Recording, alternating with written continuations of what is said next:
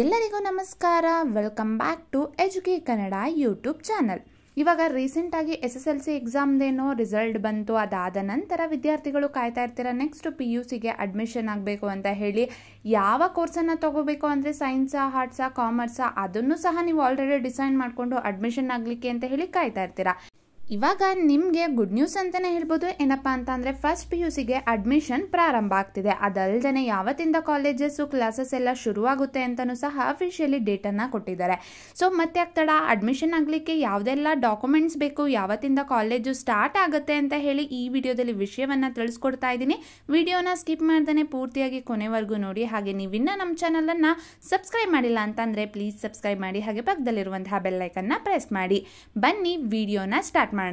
ವಿದ್ಯಾರ್ಥಿಗಳು SSLC pass ಆದ ನಂತರ PUCಗೋಸ್ಕರ ಕಾಯ್ತಿರ್ತೀರಾ. ಹೀಗಿರಬೇಕಾದ್ರೆ PUCದು ಅಡ್ಮಿಷನ್ ಆಗಲಿಕ್ಕೆ ಅಂತ ಹೇಳಿ ಏನೆಲ್ಲ ಡಾಕ್ಯುಮೆಂಟ್ಸ್ ಬೇಕು, ಏನೆಲ್ಲ ತೊಗೊಂಡೋಗ್ಬೇಕು ಅಂತಲೂ ಸಹ ನೀವು ಯೋಚನೆ ಮಾಡ್ತಿರ್ತೀರ. ಯಾವ್ದಾರ ಡಾಕ್ಯುಮೆಂಟ್ಸ್ ಮಿಸ್ ಆದರೆ ಏನು ಮಾಡೋದು ಆ ಥರ ಎಲ್ಲ ಹೇಳಿ ನೀವು ಯೋಚನೆ ಮಾಡ್ತಾ ಇರ್ತೀರ ಅಲ್ವಾ. ಸೊ ಯಾವೆಲ್ಲ ಡಾಕ್ಯುಮೆಂಟ್ಸ್ ಬೇಕು ಅಂತ ಹೇಳಿ ನಾನು ಹೇಳ್ತಾ ಇದ್ದೀನಿ. ಅದಷ್ಟು ಡಾಕ್ಯುಮೆಂಟ್ಸ್ನ ನೀವು ಅಡ್ಮಿಷನ್ ಆಗಬೇಕಾದ್ರೆ ಮರಿದಾನೆ ತಗೋಗ್ಬೇಕಾಗತ್ತೆ. ಫಸ್ಟ್ನೇದಾಗಿ ನೀವು ಯಾವ ಕಾಲೇಜ್ಗೆ ಅಡ್ಮಿಷನ್ ಆಗಬೇಕು ಅಂತ ಹೇಳಿ ಅನ್ಕೋತಿದ್ದೀರಾ, ಅಲ್ಲೋಗಿ ನೀವು ಅಪ್ಲಿಕೇಶನ್ ಫಾರ್ಮನ್ನು ತರಬೇಕಾಗತ್ತೆ. ತುಂಬ ಕಾಲೇಜಸಲ್ಲಿ ಅಡ್ಮಿಷನ್ಗೆ ಅಂತ ಹೇಳಿ ಆಲ್ರೆಡಿ ಅಪ್ಲಿಕೇಶನ್ನ ಕೊಡ್ತಾ ಇರ್ತಾರೆ. ಯಾಕೆಂದರೆ ರೀಸೆಂಟಾಗಿ SSLC ಎಕ್ಸಾಮ್ದು ರಿಸಲ್ಟ್ ಏನೋ ಬಂದಿದೆ. ಅದಾದ ನಂತರ PUCಗೆ ಅಡ್ಮಿಷನ್ ಆಗಲಿಕ್ಕೆ ಅಂತ ಹೇಳಿ ಅವರು ಸ್ಟಾರ್ಟ್ ಮಾಡಲೇಬೇಕಲ್ವ. ಅದಕ್ಕೋಸ್ಕರ ಅಪ್ಲಿಕೇಶನ್ ಆಲ್ರೆಡಿ ಸ್ಟಾರ್ಟ್ ಆಗಿರುತ್ತೆ. ಒಂದು ವೇಳೆ ನೀವು ಸೇರ್ಕೊಳ್ಬೇಕಾದಂತಹ ಕಾಲೇಜಲ್ಲಿ ಇನ್ನೂ ಅಪ್ಲಿಕೇಶನ್ ಸ್ಟಾರ್ಟ್ ಆಗಿಲ್ಲ ಅಂತಂದ್ರು, ಅವ್ರು ಕೊಡ್ತಾ ಇಲ್ಲ ಅಂತ ಅಂದರು, ಹೋಗಿ ಅದ್ರ ಬಗ್ಗೆ ತಿಳ್ಕೊಂಡು ಬನ್ನಿ. ಸೊ ಅಪ್ಲಿಕೇಶನ್ ಕೊಡ್ತಿದ್ದ ಹಾಗೇನೆ ಅದನ್ನು ತೊಗೊಂಡು ಬಂದು ಅದನ್ನೆಲ್ಲ ಡೀಟೇಲ್ಸ್ ಎಲ್ಲ ಫಿಲ್ ಮಾಡಬೇಕಾಗುತ್ತೆ. ಅಂದರೆ ನಿಮ್ಮದು ಬೇಸಿಕ್ ಡೀಟೇಲ್ಸ್ ಏನಿರುತ್ತೆ ಫಿಲ್ ಮಾಡಬೇಕಾಗತ್ತೆ. ಅಪ್ಲಿಕೇಶನ್ ಒಂದು ಇಂಪಾರ್ಟೆಂಟು. ಅದನ್ನು ಕಾಲೇಜಿಂದ ತೊಗೊಂಡು ಬಂದು ಅದನ್ನೇನೋ ಫಿಲ್ ಮಾಡ್ತೀರಾ. ಈಗ ಅದ್ರ ಮೇಲೆ ನಿಮಗಿದು ಭಾವಚಿತ್ರವನ್ನು ಕೇಳಿರ್ತಾರೆ, ಅಂದರೆ ನಿಮ್ಮ ಫೋಟೋನ ಹಾಕಬೇಕಾಗುತ್ತೆ. ಸೊ ಇಂಪಾರ್ಟೆಂಟಾಗಿ ಅಪ್ಲಿಕೇಶನ್ ಜೊತೆಗೆ ನಿಮ್ಮ ಫೋಟೋನು ಬೇಕಾಗುತ್ತೆ, ಅಂದರೆ ಪಾಸ್ಪೋರ್ಟ್ ಫೋಟೋ. ಸೊ ನೀವು ಒಂದನ್ನು ಮಾತ್ರ ಇಟ್ಕೋಬೇಡಿ, ಅದ್ರ ಜೊತೆಗೆ 2 ಇಲ್ಲ 3 ಎಕ್ಸ್ಟ್ರಾ ಫೋಟೋನು ಸಹ ಇಟ್ಕೊಂಡಿರಿ. ಏಕೆಂದರೆ ಅಡ್ಮಿಷನ್ಗೆ ಅಂತ ಹೇಳಿ ಹೋದಾಗ ಅಲ್ಲಿ ಬೇರೆದಕ್ಕೆ ಬೇಕು ಅಂತ ಹೇಳಿ ಅವರು ಎಕ್ಸ್ಟ್ರಾ ಕೇಳುವಂಥ ಸಾಧ್ಯತೆ ಇರುತ್ತೆ. ನಿಮ್ಮ ಇತ್ತೀಚಿನ ಭಾವಚಿತ್ರ ಫೋಟೋವನ್ನು ತೆಗೆದು ಇಟ್ಕೊಂಡಿರಿ. ಸೊ ಇದೊಂದು. ಇದಾದ ನಂತರ ನಿಮ್ಮ SSLC ಮಾರ್ಕ್ಶೀಟ್. ಇವಾಗ ತಾನೇ ರಿಸಲ್ಟ್ ಬಂದಿದೆ, ಮಾರ್ಕ್ಸ್ ಶೀಟ್ ಎಲ್ಲಿರುತ್ತೆ ಅಂತ ಹೇಳಿ ನೀವು ಅನ್ಕೋತಿರ್ಬೋದು. ನಿಮ್ಮದು ಇಂಟರ್ನೆಟ್ ಕಾಪಿ ಏನಿರುತ್ತೆ, ನಿಮ್ಮದು ರಿಸಲ್ಟ್ ಬಂದಿರೋದು ಅದನ್ನೇ ಕಾಪಿ ತೊಗೊಂಡು ನೀವು ಓದಿರುವಂತಹ ಸ್ಕೂಲ್ಗೆ ಹೋಗಿ ಅಲ್ಲಿ ಅಟೆಸ್ಟೆಡ್ನ ಮಾಡಿಸ್ಕೊಬರ್ಬೋದು. ಅಂದರೆ ಇನ್ನೂ ಮಾರ್ಕ್ಶೀಟ್ ಬಂದಿಲ್ಲ ಅಲ್ಲ, ಬಟ್ ಅಡ್ಮಿಷನ್ ಆಗಲಿಕ್ಕೆ ಅಂತ ಹೇಳಿ ಮಾರ್ಕ್ಶೀಟು ನೀವು ಕೊಡಲೇಬೇಕಾಗುತ್ತೆ ಪ್ರೂಫ್ ಆಗಿ. ಅದಕ್ಕೋಸ್ಕರ ಅಟೆಸ್ಟೆಡ್ ಕಾಪಿಯನ್ನು ನೀವು ತೊಗೊಂಡೋಗಿ ಸಬ್ಮಿಟ್ ಮಾಡ್ಬೋದು. ಅಪ್ಲಿಕೇಶನ್ನ ಹಾಕ್ಬಿಟ್ಟು ಅಡ್ಮಿಷನ್ಗೆ ಅಂತ ಹೇಳಿ ಹೋಗ್ಬೇಕಾದ್ರೆ ಅಟೆಸ್ಟೆಡ್ ಕಾಪಿ ಬೇಕಾಗಿರುತ್ತೆ. ಸೊ ಅದನ್ನು 2 ಇಲ್ಲ ಅಂದರೆ 1 ಕಾಪಿಗೆ ಅಟೆಸ್ಟೆಡ್ ಮಾಡಿಕೊಂಡು 2 ಇಲ್ಲ 3 ಜೆರಾಕ್ಸನ್ನು ನೀವು ಇಟ್ಕೊಳ್ಬೇಕಾಗತ್ತೆ. ಇದ್ರ ಜೊತೆಗೆ ಆಧಾರ್ ಕಾರ್ಡ್ ಬೇಕಾಗತ್ತೆ. ನಿಮ್ಮದು ಆಧಾರ್ ಕಾರ್ಡು ಮತ್ತು ಜೆರಾಕ್ಸನ್ನು ಇಟ್ಕೊಂಡೋಗಿ. ಇದಲ್ಲದೆ ನೆಕ್ಸ್ಟ್ ಡಾಕ್ಯುಮೆಂಟ್ ಏನಪ್ಪ ಅಂತ ಅಂದರೆ ನಿಮ್ಮದು ಟ್ರಾನ್ಸ್ಫರ್ ಸರ್ಟಿಫಿಕೇಟ್, TC ಅಂತ ಹೇಳ್ತೀವಲ್ಲ, ಅದನ್ನು ನೀವು ತೊಗೋಬೇಕಾಗತ್ತೆ.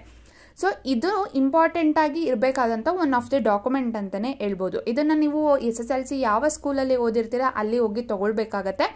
ಇನ್ನೂ ನೀವು ಅಡ್ಮಿಷನ್ಗೆ ಆಗಕ್ಕೆ ಹೋಗ್ತಿಲ್ಲ, ಅಡ್ಮಿಷನ್ ಆಗಬೇಕಾದ್ರೆ ತೊಗೊಳ್ಳೋಣ ಅಂತ ಹೇಳಿ ಡಿಲೇ ಮಾಡಬೇಡಿ. ಏಕೆಂದರೆ ಕೆಲವೊಂದಷ್ಟು ಸ್ಕೂಲ್ಗಳಲ್ಲಿ, ಅಂದರೆ ಆಲ್ಮೋಸ್ಟ್ ಆಲ್ ಸ್ಕೂಲ್ಗಳಲ್ಲಿ ಯಾವ ರೀತಿ ಇರುತ್ತೆ ಅಂದರೆ TC ಬೇಕು ಅಂತ ಹೇಳಿಬಿಟ್ಟು ಒಂದು ರಿಕ್ವೆಸ್ಟ್ ಲೆಟರ್ನ ನೀವು ಕೊಡಬೇಕಾಗತ್ತೆ. ಅಂದರೆ ನಮಗೆ TC ಬೇಕಾಗಿದೆ ಅಂತ ಹೇಳಿ ಒಂದು ರಿಕ್ವೆಸ್ಟ್ ಲೆಟರಲ್ಲಿ ಬರೆದು ಕೊಡೋದ್ರಿಂದ ನಿಮಗೆ TC ಸಿಗುತ್ತೆ. ಕೆಲವೊಂದಷ್ಟು ಸ್ಕೂಲ್ಗಳಲ್ಲಿ ಏನಪ್ಪ ಅಂದರೆ ಅಲ್ಲೇ ರಿಕ್ವೆಸ್ಟ್ ಲೆಟರನ್ನು ಬರೆದ್ಬಿಟ್ಟು ನಿಮ್ಮದು TCಯನ್ನು ಇಸ್ಕೊಂಡು ಬರ್ಬೋದಾಗಿರುತ್ತೆ. ಆದರೆ ಕೆಲವೊಂದಷ್ಟು ಸ್ಕೂಲ್ಗಳಲ್ಲಿ 2 ಡೇಸ್ ಬಿಟ್ಟು ಬನ್ನಿ, 3 ಡೇಸ್ ಬಿಟ್ಟು ಬನ್ನಿ, ಈ ರೀತಿ ಹೇಳ್ತಾರೆ. ಅದಕ್ಕೋಸ್ಕರ ನಿಮ್ಮ PUC ಅಡ್ಮಿಷನ್ ಡಿಲೇ ಆಗಬಾರ್ದಲ್ಲ.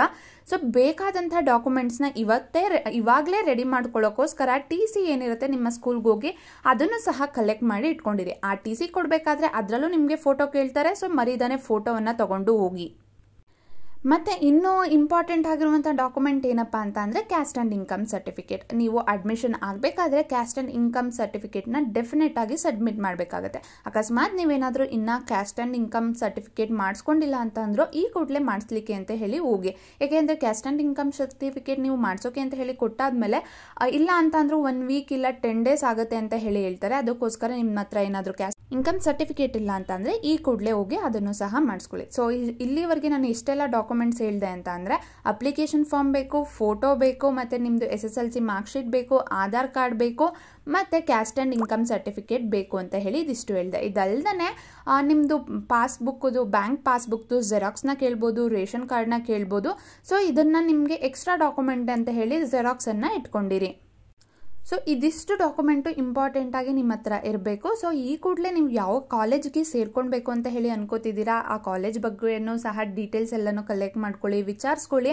ಅದೇ ರೀತಿ ಅಪ್ಲಿಕೇಶನ್ ಅವ್ರೇನಾದರೂ ಇನ್ನೂ ಸ್ಟಾರ್ಟ್ ಮಾಡಲಿಲ್ಲ ಕೊಡೋಕ್ಕೆ ಅಂತ ಹೇಳಿ ಅಂದರೆ ಅದನ್ನು ಸಹ ಯಾವಾಗಿಂದ ಕೊಡ್ತಾರೆ ಅಂತ ಹೇಳಿ ಅರ್ಲಿಯಾಗಿ ಎಲ್ಲನೂ ಸಹ ತಿಳ್ಕೊಂಡು ಸೊ ನೀವು ನಿಮ್ಮ PUC ಅಡ್ಮಿಷನ್ಗೆ ಏನೇನು ತಯಾರಿ ಬೇಕೋ ಅದನ್ನೆಲ್ಲ ಮಾಡ್ಕೊಳ್ಳಿ. ಮತ್ತು ಈಗ ಅಡ್ಮಿಷನ್ಗೇನೋ ಯಾವ್ಯಾವ ಡಾಕ್ಯುಮೆಂಟ್ಸ್ ಅಂತ ಹೇಳಿ ಗೊತ್ತಾಯಿತು. ಫಸ್ಟ್ PUCದು ಕ್ಲಾಸಸ್ಸು ಯಾವಾಗಿಂದ ಸ್ಟಾರ್ಟ್ ಆಗುತ್ತೆ ಅಂತ ಹೇಳಿ ನೀವು ಅನ್ಕೋತಿರ್ತೀರ ಅಲ್ವಾ.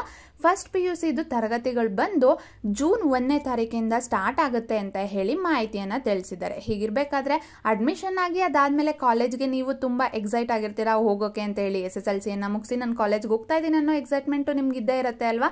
ಜೂನ್ 1ರಿಂದ ತರಗತಿಗಳು ಪ್ರಾರಂಭ ಆಗುತ್ತೆ ಅಂತ ಹೇಳಿ ಹೇಳ್ತಿದ್ದಾರೆ. ಅದಲ್ಲದೆ ನೀವು ಅಡ್ಮಿಷನ್ ಆಗುವಂತಹ ಕಾಲೇಜಲ್ಲಿ ಯಾವತ್ತಿಂದ ಬರೇಳ್ತಾರೆ ಅನ್ನೋದನ್ನು ಸಹ ನೀವು ವಿಚಾರಿಸ್ಕೊಳ್ಳಿ. ಸೊ ಯಾವತ್ತಿಂದ ಕ್ಲಾಸಸ್ ಎಲ್ಲ ಸ್ಟಾರ್ಟ್ ಆಗುತ್ತೆ ನೀವು ಅವತ್ತು ಹೋಗಬೇಕಾಗತ್ತೆ. ಇದಿಷ್ಟು ಮಾಹಿತಿ ಈ ವಿಡಿಯೋದಲ್ಲಿ. ಐ ಹೋಪ್ ನಿಮಗೆ ಈ ವಿಡಿಯೋ ಇಷ್ಟ ಆಗಿರುತ್ತೆ, ಯೂಸ್ಫುಲ್ ಅಂತ ಅನ್ಸಿರುತ್ತೆ ಅಂತ ಹೇಳಿ ಅನ್ಕೊಂಡಿದ್ದೀನಿ. ನಿಮಗೆ ಈ ವಿಡಿಯೋ ಇಷ್ಟ ಆಗಿದ್ರೆ ಲೈಕ್ ಮಾಡಿ, ಶೇರ್ ಮಾಡಿ. ಇದೇ ರೀತಿ ಹೆಚ್ಚಿನ ಮಾಹಿತಿಗಾಗಿ ನಮ್ಮ ಚಾನಲನ್ನು ಸಬ್ಸ್ಕ್ರೈಬ್ ಮಾಡಿ.